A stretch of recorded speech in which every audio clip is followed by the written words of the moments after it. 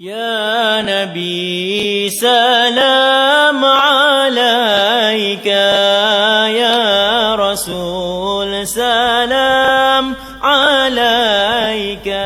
Assalamualaikum warahmatullahi wabarakatuh. Alhamdulillah. Allahumma inna nas'aluka al-futuh wal-muluh wal-rusuh wa taubatan nasuh wa salahal jasadi wal-ruh. Subhanaka la ilma lana illa ma'allamtana innaka antal alimul hakim.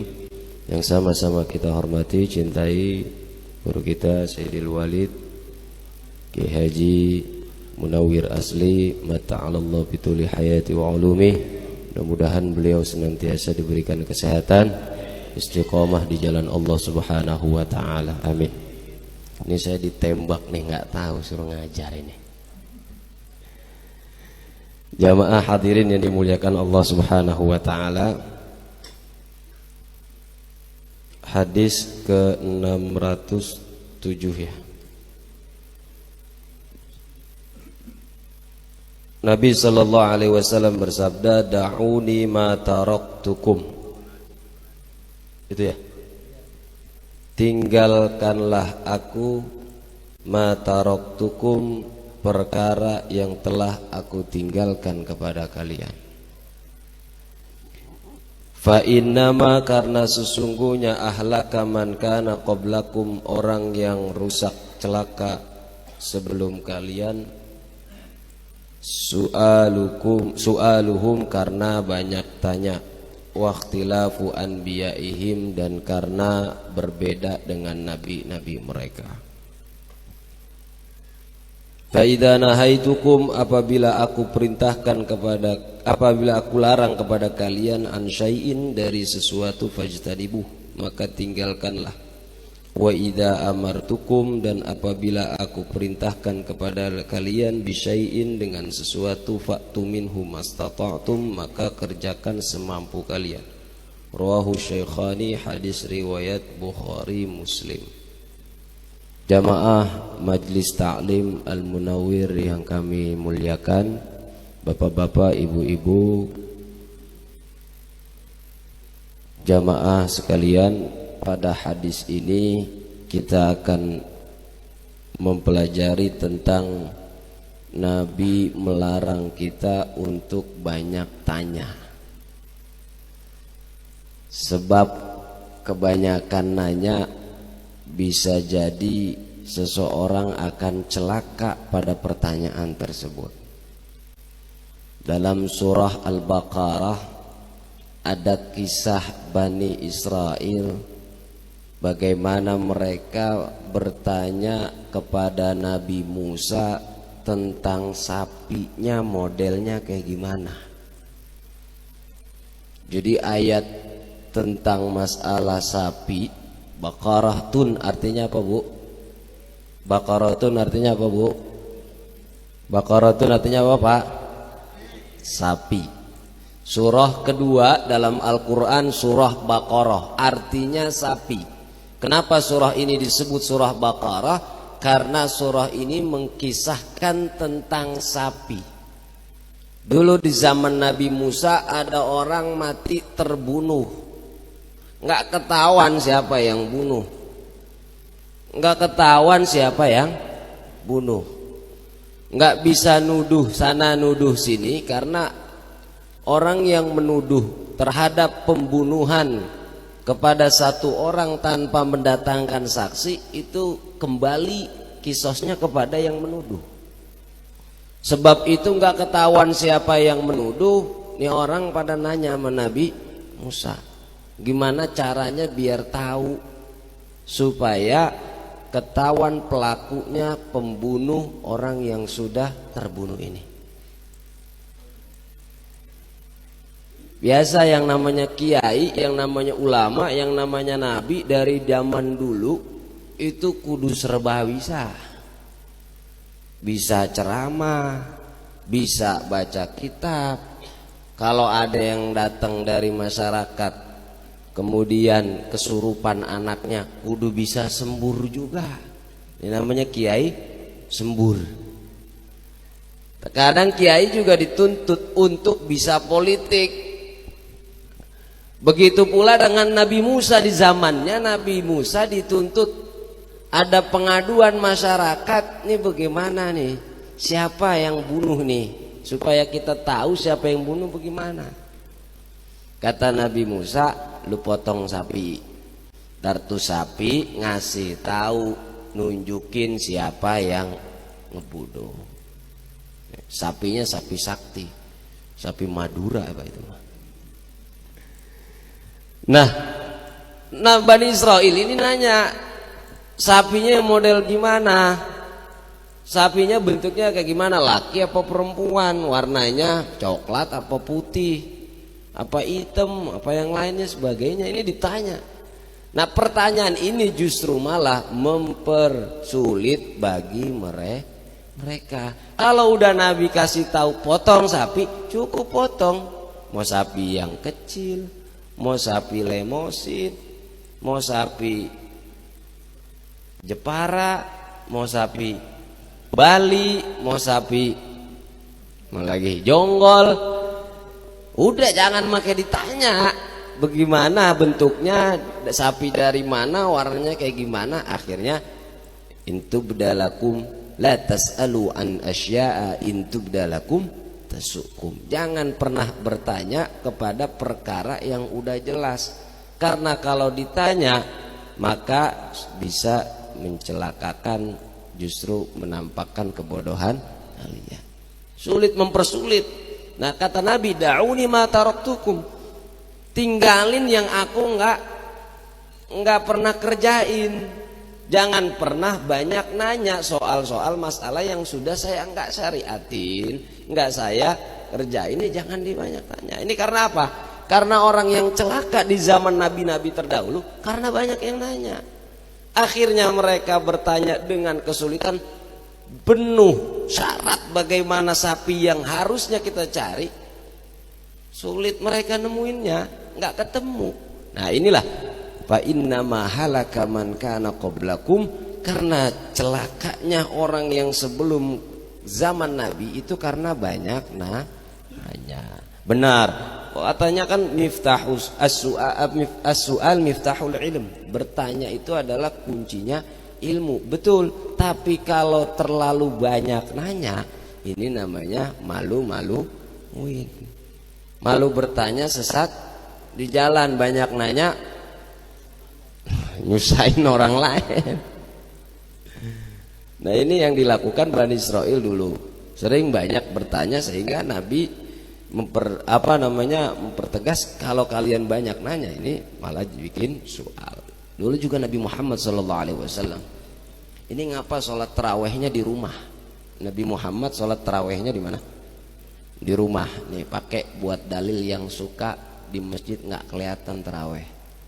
Jawab aja, Nabi aja dulu sholat tarawehnya di mana? Di rumah. Nabi sholat tarawehnya di mana? Di rumah. Begitu Nabi ke masjid, Nabi sholat cuman, ada riwayat mengatakan 4 rakaat, ada riwayat mengatakan 8 rakaat. Nabi kembali. Kenapa? Dan ini dilakukan oleh Nabi cuman 3 hari. Berikutnya Nabi nggak lanjut sholat di masjid. Cuman sehari, 2 hari, 3 kali. Selanjutnya Nabi sholat di rumah. Kata Nabi, saya takut ntar kalau ada yang nanya, ini Nabi berapa rakaat sholat tarawehnya, terus gimana caranya, dan sampai berapa batas maksimalnya. Saya takut kalau ada yang nanya, turun firman Allah jadi wajib sholat taraweh. Kesian yang habis maghrib belum makan, kesian yang habis maghrib belum buka, masih di perjalanan, masih di tempat kerjaan. Ya kata Nabi, nggak usah ditanya nih, saya kalau sering sholatnya di masjid nih, ini banyak yang nanya. Akhirnya Nabi tinggalkan hal itu supaya apa? Keringanan buat umat. Nah begitu pula perkara-perkara yang sudah jelas. Kata Nabi kan al halalu bayyinun wal haramu bayyinun. Yang halal itu jelas, yang haram udah jelas, yang nggak jelas jangan ditanya. Kalau sering kita banyak nanya, maka seringlah kita mempertemukan kesulitan. Kata Nabi cukup, fa idza nahaitukum an syai'in fajtanibu. Kalau saya sudah larang, udah tinggalin. Nih Pak, jamaah sekalian, ibu-ibu, bapak-bapak yang dirahmati oleh Allah. Ketika ada larangan, maka semaksimal mungkin kita harus tinggalkan itu larangan. Ada larangan zina, kita tinggalkan perbuatan zina. Ada larangan minum khamar, kita tinggalkan perbuatan minum khamar. Ada larangan judi, kita tinggalkan perbuatan judi. Ada orang nanya sama saya, minum khamar itu kan sesuatu yang memabukkan. Kalau kita minum terus kita nggak mabuk berarti nggak haram Pak Ustaz. Nah ini biasa akal zaman sekarang ini. Kalau kita minum sedikit terus kita nggak mabuk berarti nggak haram, kan nggak disebut memabukkan hal itu. Nah ini kata Nabi, kullu muskirin khamrun wa kullu khamrin haramun. Maka ulama membuat satu kaidah begini, makana katsiru haramun fa qalilu haram. Yang banyaknya aja haram, sedikitnya juga haram. Maling nyolong banyak haram, nyolong dikit haram. Begitu pula sesuatu yang memang sudah Nabi larang, kita harus tinggalkan hal itu. Makanya sebutnya dalam Al-Quran, wa ma atakumur rasulu fakhudhuhu wa ma nahakum anhu faddahu. Yang sudah Nabi datangkan ini diambil. Yang Nabi berbeda. Sebuah larangan beda dengan ketaatan Pak. Inilah enaknya agama Islam. Kalau larangan disuruh kita habis-habisan untuk meninggalkan. Tapi kalau perintah tentang taat, kita disuruh kerjainnya semampu kita. Ini Islam nih, kalau ada orang nanya Islam itu gimana sih? Ya udah, sholat 5 waktu, kemudian puasa Ramadan, haji jika mampu, zakat, selain itu udah selesai udah. Bahkan kata guru saya tadi malam, saya kedatangan guru saya Syekh Muhammad Muhyiddin, alhamdulillah cucu Abuya ditahnik dengan beliau. Kata beliau nih, kalau ada orang kita ngelihat orang ini bersyahadat, udah selama dia sudah bersyahadat kita lihat apakah syahadatnya modus atau tidak, apakah syahadatnya karena keinginan sesuatu atau tidak, karena mau jadi caleg atau bukan. Ini udah anggap dia muslim dan haram darahnya itu haram, nggak boleh. Kemudian bukan tugas kita untuk dia mazhabnya apa, kemudian dia ibadahnya seperti apa. Tidak, selama dia syahadat di saat itu pula kita anggap dia sebagai orang muslim. Bukan tugas kita untuk menyelidiki ini dia mazhabnya mazhab apa. Karena min aqidati ahli sunnah wal jamaah, di antara statement ahli sunnah wal jamaah itu adalah kita berbaik sangka kepada orang lain. Bukan tugas kita. Maka dalam perintah, wa idza amartukum, kata Nabi, kalau aku perintahkan kepada kalian, fa'tu minhu mastata'tum, maka kerjain yang kita mampu. Di luar 5 rukun Islam nggak ada yang wajib buat kita. Witir tahajud sunnah, duha sunnah, puasa Senin Kamis sunnah, puasa Nabi Daud sunnah, ngaji wajib. Jangan bilang sunnah juga lagi. Kemudian perbuatan-perbuatan yang lain selain dari yang rukun Islam itu asalnya hukumnya sunnah. Nikah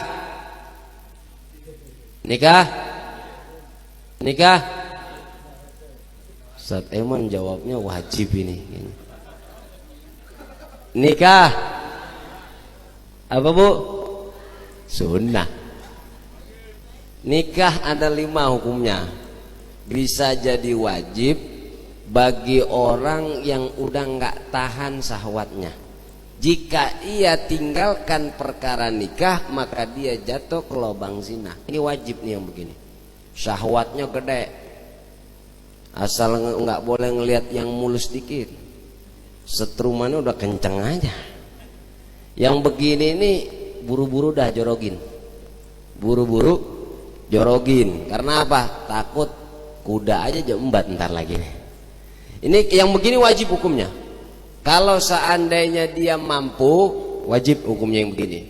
Sunnah, nikah berhukum hukum sunnah. Seandainya apa? Seandainya dia mampu menjaga syahwat, tapi dia memiliki kemampuan, tapi dia bisa kalau tidak nikah nggak jatuh ke zina. Ini sunnah hukumnya. Sunnah mubah hukumnya, nggak punya modal, nggak punya duit, tapi punya kepengenan. Nggak punya duit tapi punya kepengenan, cuman dia bisa juga nahan syahwat. Ini hukumnya mubah dan bisa haram hukum nikah. Bagi siapa? Mereka yang ingin nikah tujuannya untuk ngecerein 2 hari 3 hari setelah nikah. Dianggap nih kalau nikah mut'ah, nikah kontrak kan nggak boleh. Kalau gitu gua nikahin nikah bener. Cuman ntar kalau udah seminggu gue tinggalin, udah tahu rasanya bagaimana kayak. Nah ini kalau ada orang laki-laki niat nikah, kemudian dapat seminggu, dia udah punya perencanaan sebelum nikah, kalau udah seminggu ntar gue ceraiin. Haram nih nikah yang begini, Bu. Kesian kaum wanita jadi korban. Kesian nggak? Kesian nggak? Nah ini haram yang begini, mencuman tes drive doang. Tes drive asal cobain doang udah, ntar dalam hatinya gue ceraiin nanti. Nah ini namanya niatnya untuk menyakiti hati orang. Ini yang begini nih nikahnya hukumnya. Ini ngapa gue ngomongin nikah sore-sore ya? Kalau kita ya, ada perintah dari Nabi, maka kita ngelakuinnya semampu kita. Semampu kita. Sunnah. Bagi yang mampu tahajud puluhan rakaat, silakan mampu tahajud. Bagi yang saya nggak mampu tahajud, nggak mampu duha, saya mampunya puasa, bagus.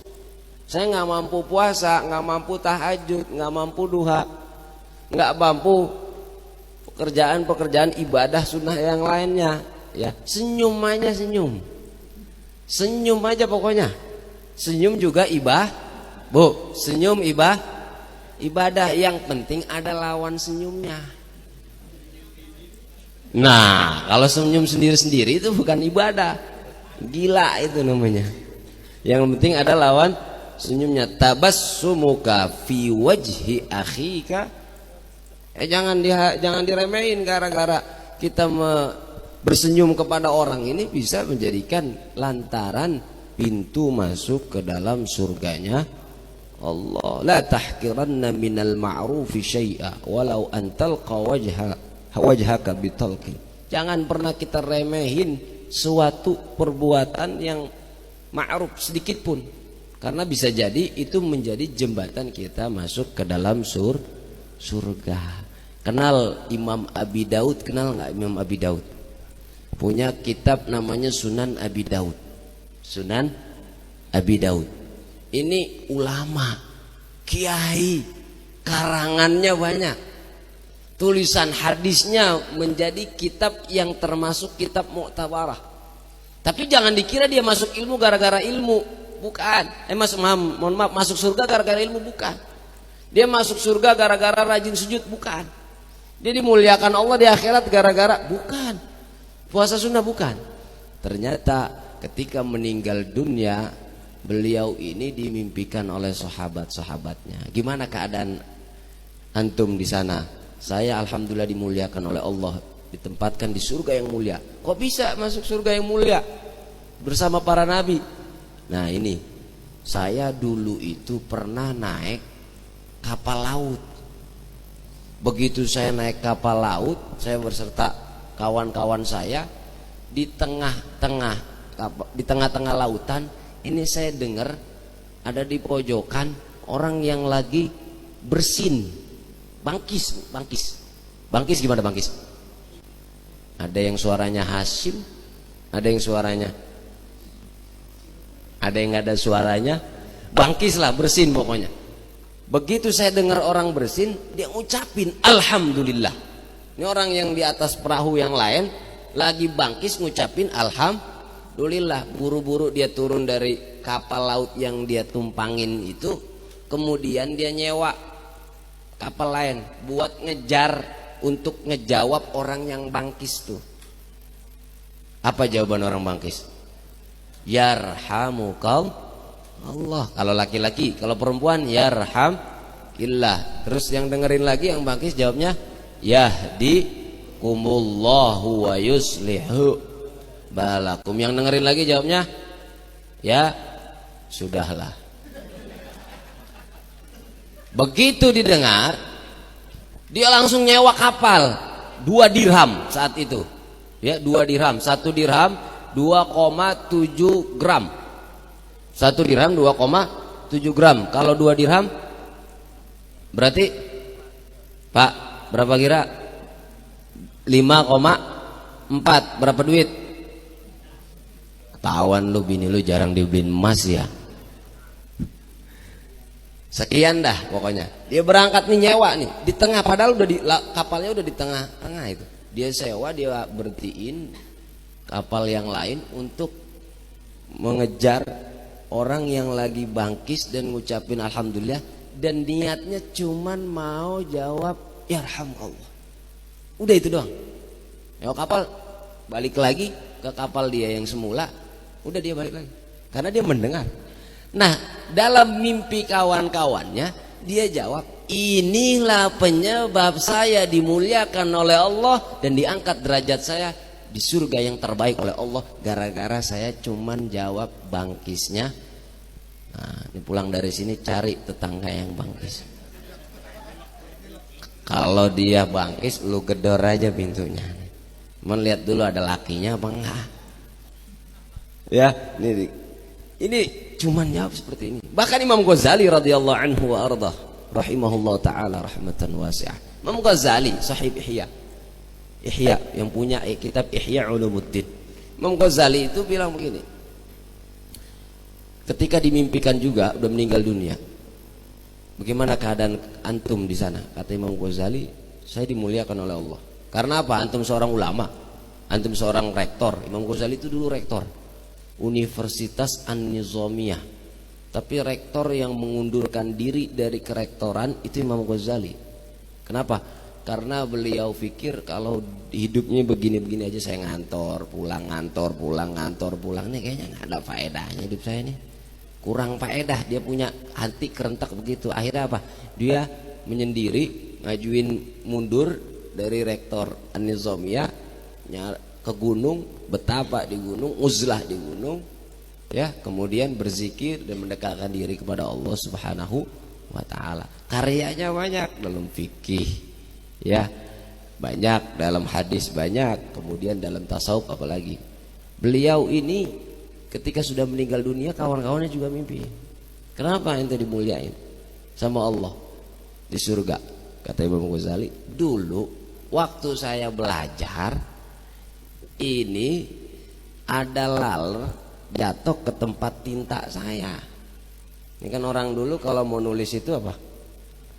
Ya ada tinta, terus pakai ini dicelupin gitu ya. Pen, apa tuh namanya tuh? Nah, inilah waktu dia mau menyelupin penanya, ada laler mampir hinggap di situ. Dia mau getak, kagak enak. Dia mau usir, kagak enak nih. Waduh, ini laler kesian juga nih. Mungkin dia capek kali muter-muter ini, nyari minum nggak ada, dia minum di tintanya Imam Ghazali. Dibiarin sampai selesai. Dia juga mikir, sekuat-kuatnya laler minum tinta berapa lama sih? Begitu hinggap sendiri tuh laler, keluar lagi tuh laler, dibiarin atas biaran ini nih. Imam Ghazali dia bilang sama teman-temannya yang mimpiin dia saat sudah meninggal dunia, inilah penyebab Allah muliakan saya di surganya dan Allah tinggikan derajat saya gara-gara ini. Bukan gara-gara saya punya kitab Ihya, bukan gara-gara saya punya kitab Al-Wajiz, bukan gara-gara saya punya kitab Asnaful Maghrurin, bukan gara-gara kitab Al-Mabsut dan lain sebagainya. Ini Imam Ghazali bukan. Tapi gara-gara satu hal kebaikan yang pernah dilakukan tanpa meremehkannya, sehingga itulah yang Allah muliakan lantaran kebaikan itu. Nah ini, bahkan ulama-ulama yang sudah sohor, banyak karyanya, banyak karangannya, ini masuk surga ternyata lantaran, ya, lantaran ada perkara-perkara kebaikan yang dia tidak remehkan, dan ini Allah angkat derajatnya dan Allah terima. Kita nggak pernah tahu sholat mana yang Allah terima daripada sholat kita. Kita nggak pernah tahu Ramadan kapan yang Allah terima Ramadan kita. Kita nggak pernah tahu ibadah umroh kita yang bolak-balik ke Mekah apakah diterima oleh Allah atau tidak. Kita nggak pernah tahu. Nah ini, maka tidak baik kita meremehkan hal-hal yang sekecil apapun, walau itu mungut pisang dari jalanan atau paku dari barangkali lantaran itu Allah muliakan kita. Udah habis waktunya. Ya, mudah-mudahan ya sedikit yang saya sampaikan, nanti kalau ada yang salah dibenerin sama guru kita. Semoga menjadi bahan renungan kita semua dan menjadi ilmu yang manfaat buat kita, sehingga Allah berikan mudah bagi kita untuk mengamalkannya dan berikan kita istiqomah untuk senantiasa berzikir dan menuntut ilmu di majelis taklim Al-Munawwir. Ini saja yang saya bisa sampaikan. Wallahul muwaffiq ila aqwamit thoriq. Wassalamualaikum warahmatullahi wabarakatuh.